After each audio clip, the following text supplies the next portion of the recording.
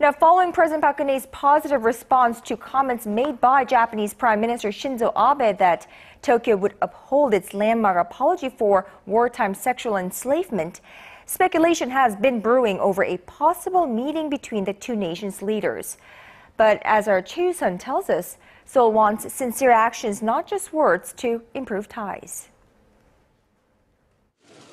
With speculation rife over President Park Geun-hye meeting her Japanese counterpart at next week's nuclear security summit in the Netherlands, Seoul says there's no reason to oppose a sincere and constructive dialogue with Tokyo. Korean presidential spokesperson Min Kyung-wook told reporters Monday what's important is whether any talks can bring out a productive outcome, not having talks for talk's sake. The spokesperson said to create an atmosphere for productive discussions, Japan will have to promptly take concrete steps to resolve its colonial era and other historical issues with neighboring nations. On Saturday, President Park welcomed Prime Minister Abe's affirmation the day before that he had no plan to revise a 1993 apology for wartime sexual enslavement by the Japanese military.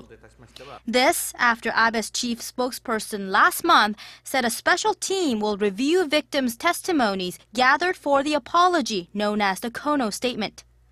Although it was the first time the Korean leader positively assessed Abe's comment on historic issues, the consensus at the presidential office seems to be that Tokyo would first need to prove its sincerity.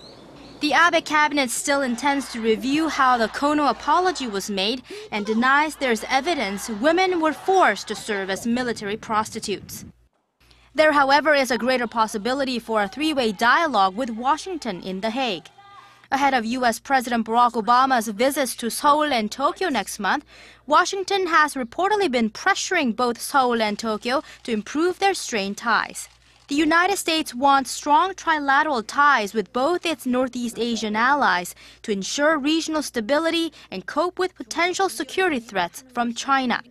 Choi You-sun, Arirang News.